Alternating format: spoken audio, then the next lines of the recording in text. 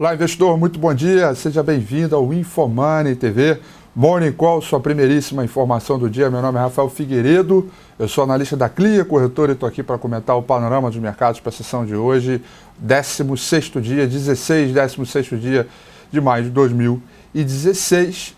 Vamos começar falando do mercado internacional, como sempre, trazer aquele panorama, ver como está o andamento das principais praças pelo mundo inteiro, começando pela Ásia e Oceania, que teve uma abertura muito negativa, com o mercado caindo forte devido ao noticiário ruim de produção industrial que aconteceu na China na madrugada de sábado para domingo. E, portanto, esses dados acabaram mexendo principalmente aqueles países que têm forte relação com commodities, como, por exemplo, a Austrália. E aí, nessa madrugada, tivemos uma forte pressão vendedora, mas à medida que o petróleo começou a recuperar, esses mercados começaram a melhorar junto.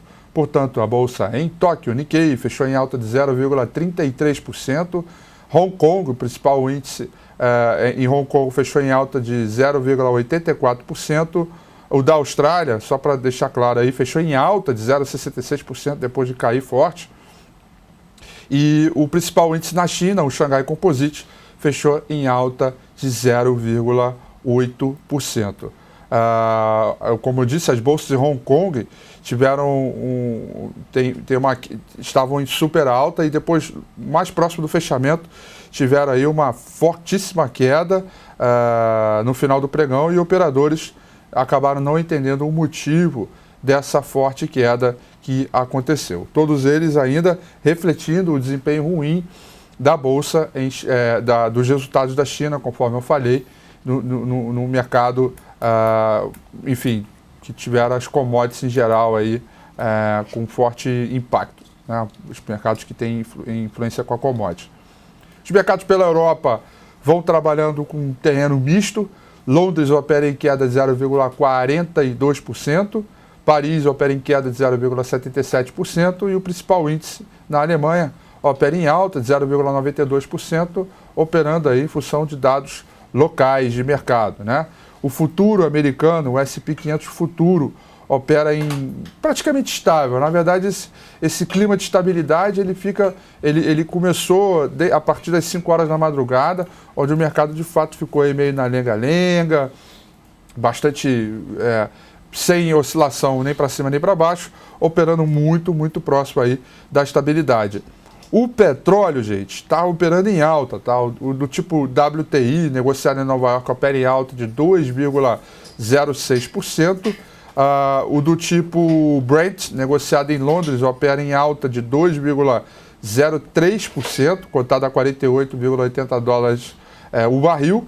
E o minério de ferro, aquele com 62% de pureza, fechou em queda de 0,37%, cotado aí a 54,34 dólares a tonelada.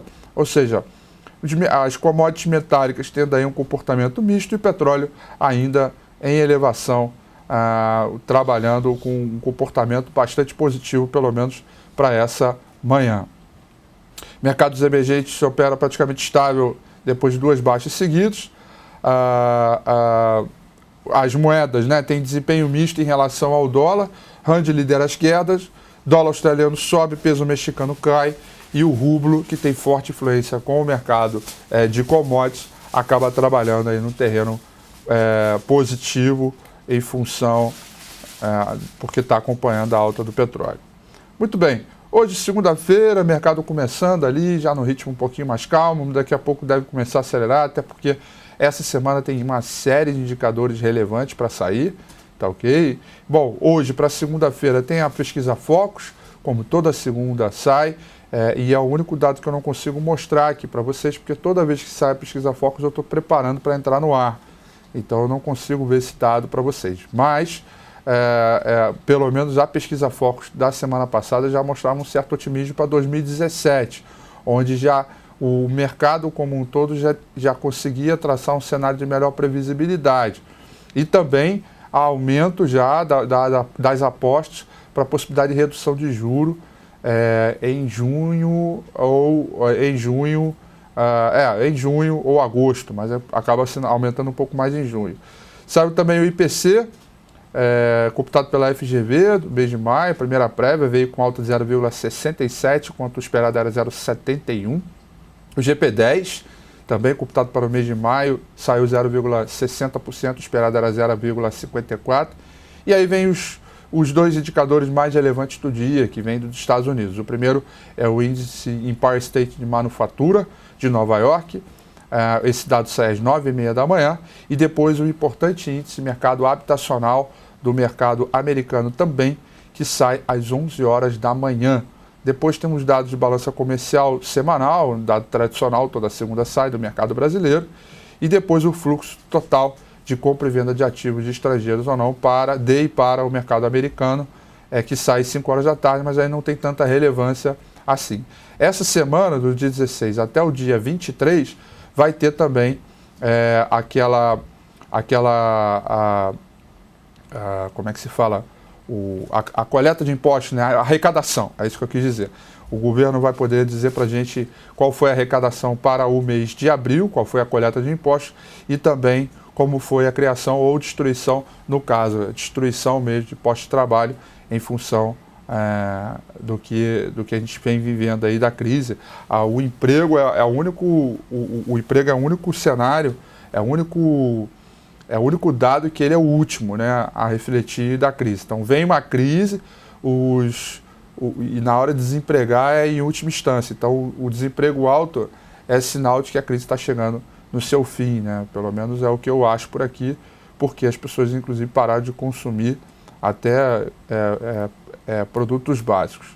Bom, agora vamos dar uma olhada no gráfico do Ibovespa, gente, e ter aí uma noção do que se passa, porque aqui está gerando uma certa preocupação, né? A gente tem essa trendline de alta aqui, que foi testada e está sendo testada novamente agora, e provavelmente deve ser testada nos próximos dias.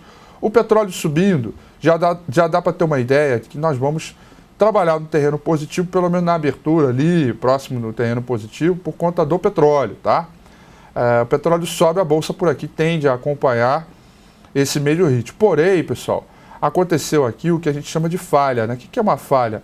É quando o índice, quando o gráfico ele tenta voltar para romper o topo anterior, ele não consegue, ele volta a cair, né? Ele vem aqui, cria essa resistência e volta a cair, perdendo esse último fundo, né? Essa falha são os primeiros sinais de reversão de tendência que a gente tem no curto prazo. Eu não estou dizendo que a bolsa vai cair interminavelmente, vai voltar para o fundo do ano, tá? Eu acho que uma realização mais profunda pode acontecer, inclusive para voltar para a região de médias móveis de 200 períodos, que está mais ou menos por aqui, por volta dos 47.800 pontos, onde tem esse suporte, tá? Então, para mim, a cara do mercado ainda é um pouco mais de consolidação, com viés de baixa, porque a perda desse suporte aqui no 49.960, 920, abre espaço para uma queda. Só volta a ficar extremamente animado com esse mercado se romper os 53.900. Por quê? Porque daí ele abre uma pernada para buscar o último topo e aí sim vamos ter novos zigue-zagues ascendentes e o alvo do mercado vai ser os 57.200 pontos, tá? Então, de fato, mais do que nunca, essa resistência se mostrou ser uma resistência muito forte aqui, os 53.700 pontos, ponto dado por mim desde o último teste de resistência lá embaixo, aqui no 41 mil pontos, quando rompeu a resistência para ganhar novas máximas. E agora, nesse momento, o mercado faz um novo zigue-zague descendente, provavelmente, né, com a perda desse ponto, para iniciar uma nova realização.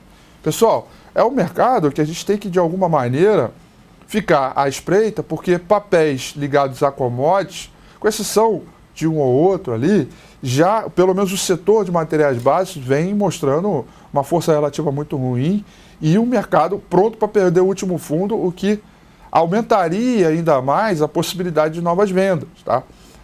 Teve muito papel que andou muito forte e agora segue mostrando um cenário de reversão de tendência, como por exemplo a Vale, como por exemplo a Bradespar, como por exemplo a Uzi Minas, como por exemplo a Gerdau, a Goal. São papéis que estão mostrando algum cenário de reversão de tendência no curto prazo.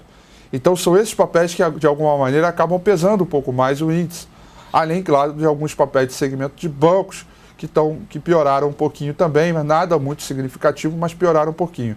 Então, hoje não tem atuação do Banco Central, não tem anúncio, me parece que não vai haver swap, mas é um mercado que deve acompanhar bastante o petróleo, tá ok? Mas com certa aversão ao risco sobre possibilidade de fragilidade, né? Com a visão da fragilidade perdão, da economia global. China com dados ruins, Estados Unidos que não conseguiu entrar na sua velocidade máxima, e uma Europa e Japão ali capengando sem conseguir tracionar a sua força, e isso, portanto, deixa os investidores um pouco mais preocupados, que correm para dólar. Então, eu já anunciei ontem, no domingo com o Rafi, que aliás, o domingo com o Rafi ontem foi implacável, porque a gente falou, inclusive, das expectativas do novo governo Temer. E aí, eu acho que o dólar deve seguir um pouco a tendência, a linha do mercado internacional, trabalhando no terreno positivo, com um mercado emergente em queda. Isso se a gente conseguir verificar uma nova piora do mercado das commodities, é isso que a gente deve olhar a partir dessa semana, já com uma série de dados importantes que tem por aí. Tá bom? Então é isso, galera. Eu aproveito mais uma vez para fazer um convite a vocês, para vocês assistirem o Domingo com o Rafi, que foi ontem, aqui mesmo na Infomoney, tem aí o histórico, tem no meu canal do YouTube. Assistam, por quê? Porque eu falei não só para a semana, análise para a semana, mas eu fiz todo um aparato do que eu espero para o mercado agora, para os próximos 5 anos, para os próximos 6 anos. E é uma mudança bem estrutural. O mercado, de fato, passa por uma profunda transformação, e essa transformação depende um pouco de nós, analistas, de vocês, participantes do mercado, que é algo que, de fato, quem começar a se preocupar com isso a partir de agora, certamente vai voltar a se beneficiar no longo prazo. Então, assistam o Domingo com o Rafi, que ele está para a vida de vocês, não é só para a semana. Tá bom? Seriam essas informações que eu tinha que passar para vocês hoje. Desejo a vocês uma excelente semana. Tudo de bom, bons negócios. Amanhã eu estou de volta às 8h35 para mais um Morning Call. Até lá. Tchau.